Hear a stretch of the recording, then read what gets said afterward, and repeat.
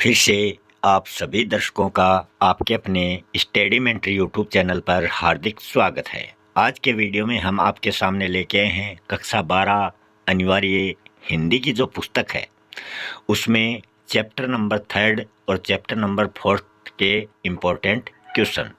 Chapter number 3 जो है ये धर्मवीर भारती द्वारा रचित काले मेघा पानी दे नाम से है और चैप्टर नंबर 4 जो है फणीश्वर नाथ रेणु द्वारा रचित पहलवान की ढोलक। इन दोनों अध्यायों के जो इम्पोर्टेंट क्वेश्चन है वो हम आज के वीडियो में आपके सामने लेके आए हैं। इन क्वेश्चनों को तैयार किया है शेखावाटी मिशन नाम से जो सेवारत शिक्षकगण हैं। उन्होंने बोर्ड एग्ज़ाम को ध्यान में रखते हुए ये इम्पोर्टेंट क्वेश्चन उन्होंने तैयार किए हैं। अगर आपने अभी तक चैनल को सब्सक्राइब नहीं किया है तो चैनल को सब्सक्राइब ज़रूर कर लें, बेल आइकन को दबा लें ताकि आने वाले वीडियो का नोटिफिकेशन आपको तुरंत प्राप्त हो सके। तो शुरू कर रहे हैं अध्याय नंबर 3। पहला क्वेश्चन है काले मेघा पानी दे। ये एक प्रकार का संस्मरण है। इसके रचयिता कौन है?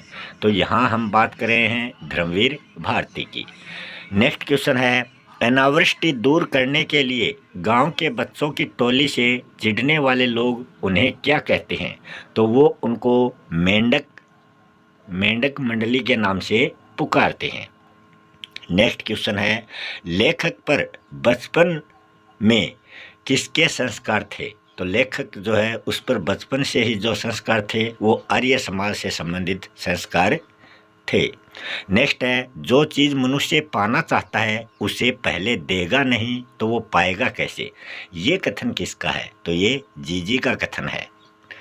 नेक्स्ट क्वेश्चन है भारतीय अंग्रेजों से किस मान्यता के कारण पिछड़ गए? तो वो थी अंधविश्वास।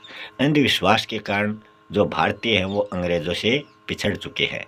नेक्स्ट क्वेश्चन है काले मेघा पानी दे नामक अध्याय जो है काले मेघा पानी दे नामक अध्याय में लेखक ने भारतीयों के अंग्रेजों से पिछड़ने और गुलाम बनने का कारण किसे बताया है?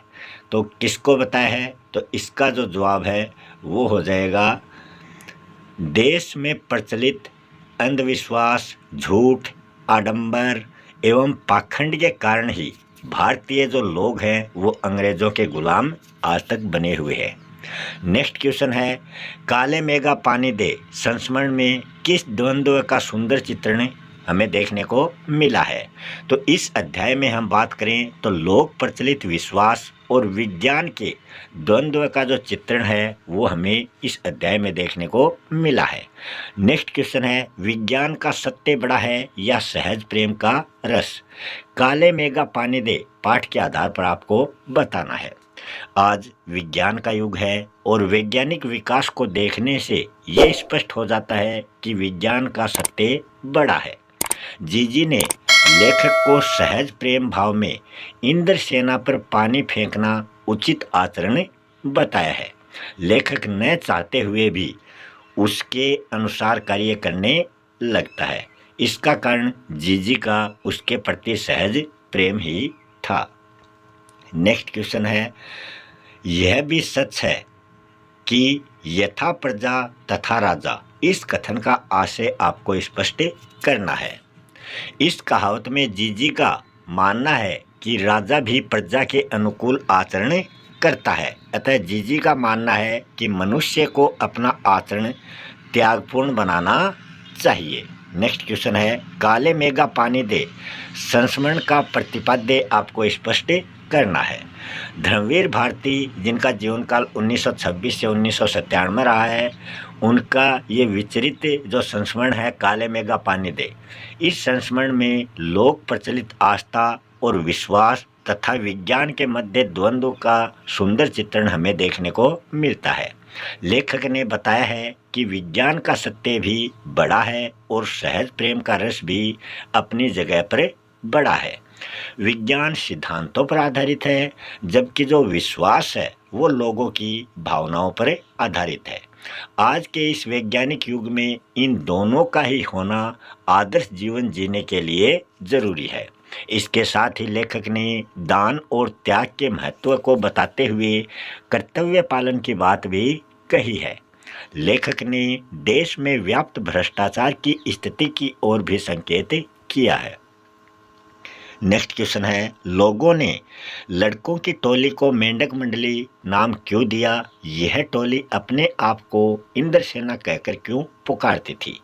काले मेघा पानी दे संस्मरण के आधार पर आपको बताना है।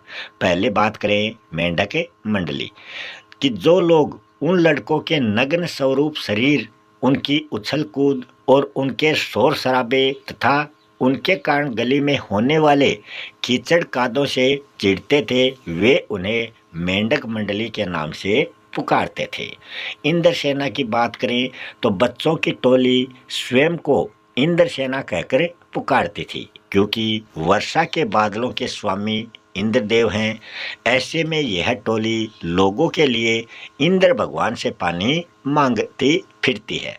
अतः आस्था और विश्वास को मानने वाले लोग इन्हें इंद्रसेना मानकर घर का सारा पानी जो है वो इन बच्चों पर उड़ेल देते थे।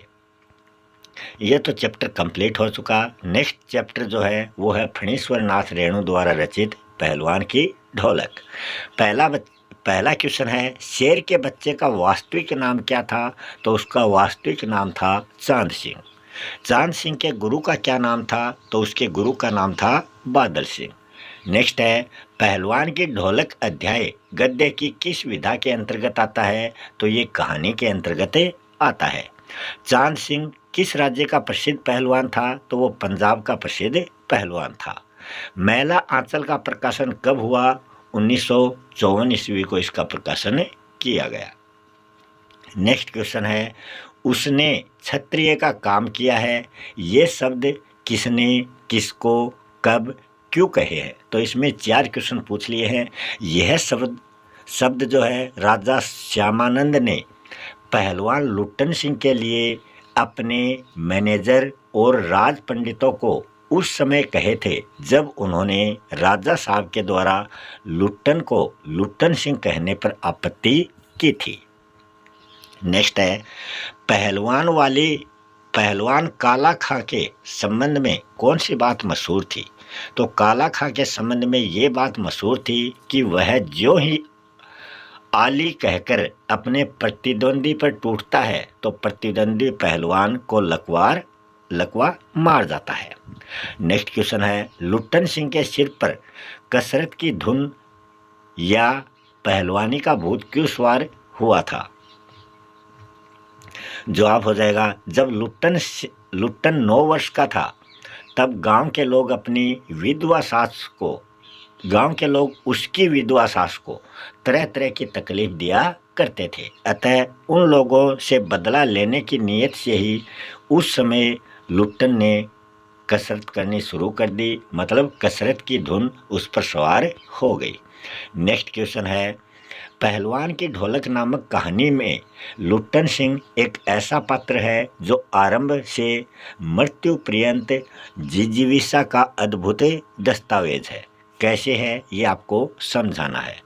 पहलवान या फिर इसका अथवा में यही क्वेश्चन दिया गया, पहलवान की ढोलक नामक कहानी में निहित संदेश को अपने शब्दों में लिखिए।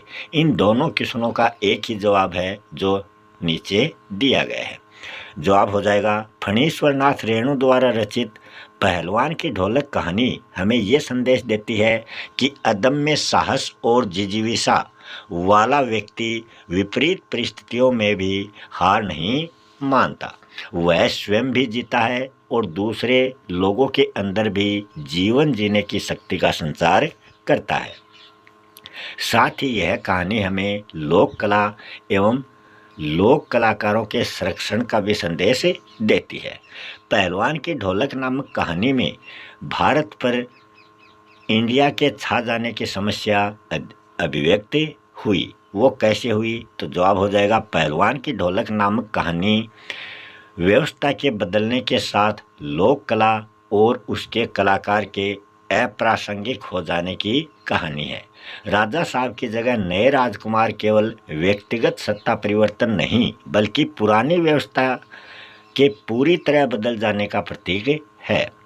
सभ्यता के नाम पर पुरानी व्यवस्थाएं, पुरानी कलाएं और कलाकार अप्रासंगिक होते जा रहे हैं तथा आधुनिक व्यवस्था के नाम पर नई व्यवस्था आरोपित की जा रही है। उदाहरण के लिए नए राजकुमार के आते ही व्यवस्था परिवर्तन होना और पुरानी कला तथा जो कलाकार हैं उनको हटाकर दंगल का स्थान घोड़ों की रेस को देना अपने आप में भारत पर इंडिया के छा जाने की समस्या है।